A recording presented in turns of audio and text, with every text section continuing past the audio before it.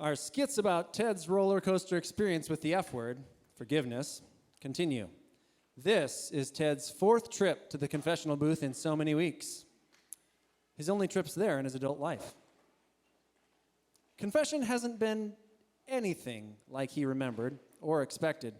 Father Flanagan, the priest who cornered him and made him come the first time, never did show up.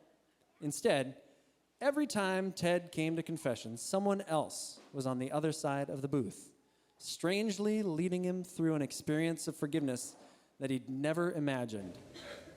It had taken its toll on him. This time, Ted returns, not out of obligation, curiosity, or expectation.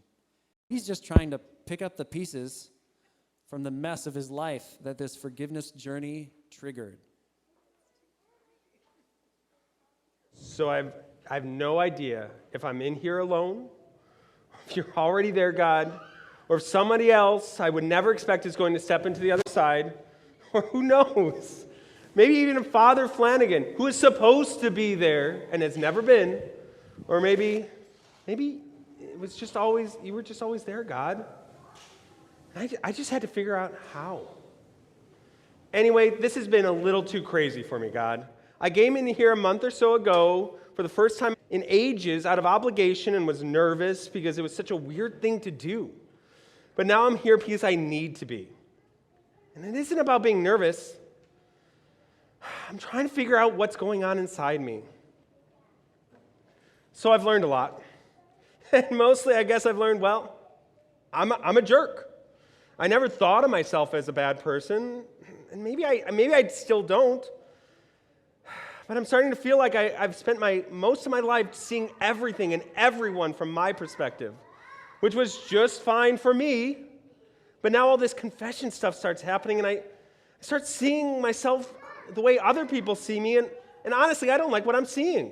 I'm a jerk at best, a loser at worst. Why are you doing this to me? This is what I hate about all this. I keep asking these big questions like I'm looking for an answer to them, and every time, as soon as they come out of my mouth, I realize that I already know the answer. You're showing me all this stuff about myself because I need to know it. Damn it. You're getting into my head. A month ago, I didn't even believe in you. I guess to be honest, I didn't even consider you. And now here I am talking to you like you're sitting on the other side of this booth. A month ago, I was fine. I came in here thinking I was as good a guy as anyone. I'm not trying to hurt anyone. I don't go around robbing banks or murdering people. I don't cheat or lie. At least any more than anybody else does. But I keep screwing things up. I don't want to mess up my marriage, but I did. I want Nancy to understand, and I think she does, but it's still messed up. And my daughter, Rachel, I always just considered the issues we were having with her to be her problem. Sure, I have to deal with it, but it's her problem, her responsibility. And honestly, I resented the inconvenience it caused me. But it isn't her fault. I've been a crummy father to her. God, I could go on and on. And I'm sure you could too. I don't even want to know what you'd add to the list. But please, God, don't try to teach me anything else right now. I'm already overwhelmed.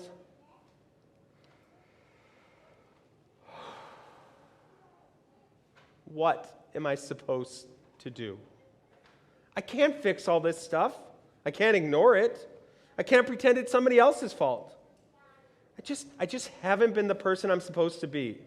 I don't know what to do. Sure, I'm sorry, but so what? Being sorry doesn't change anything. I just feel useless and stupid. Excuse me, is there someone in there? Father Flanagan? Is that you? I was just in here doing my confession. Ted, you told me you're going to go to confession, actually a really long overdue confession about a month ago, but you never showed.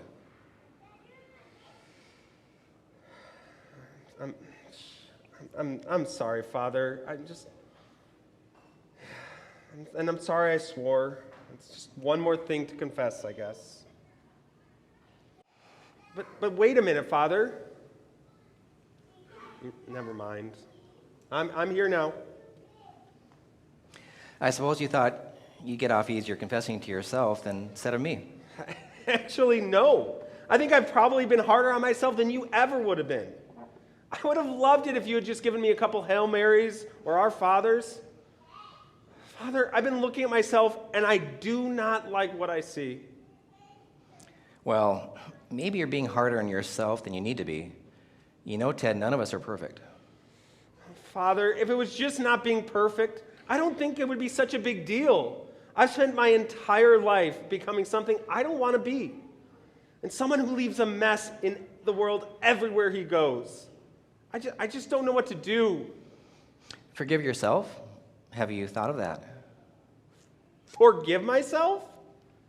How can I forgive myself when I can't get over, excuse me, Father, but all the crap I've caused? And I have no idea whether I'll just be making all the same mistakes again in the future. I have heard worse from you, actually.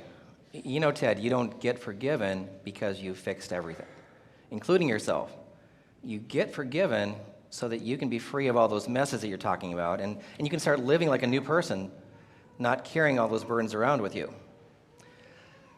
You know, you aren't that different from the rest of us, you know.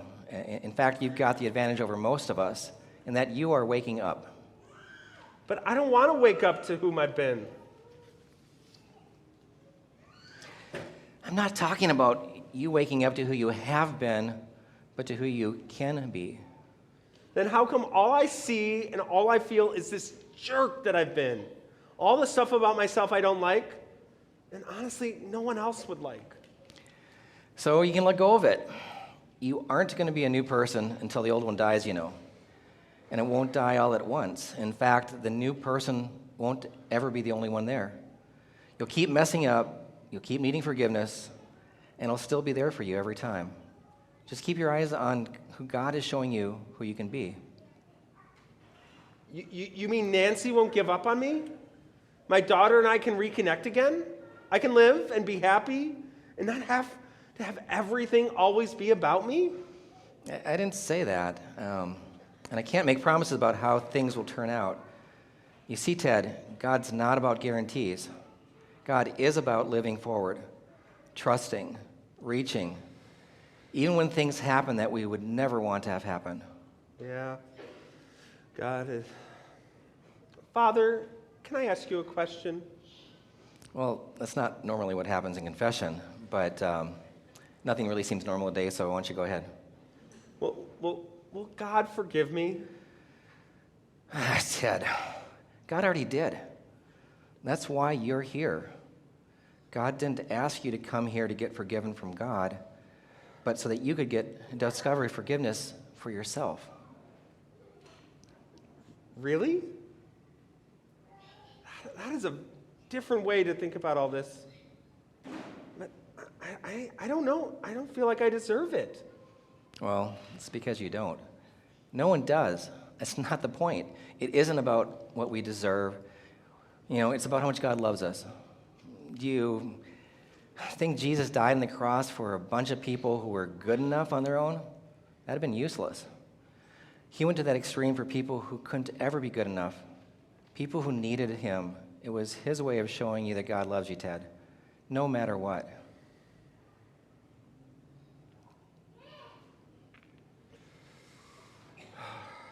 Okay, Father. I think it's time for me to go. I've got some things I need to do, some things to think about. So you've been talking to God, huh, Ted? Yeah, it seems like I have. Thanks, Father. Keep it up. Like I have a choice.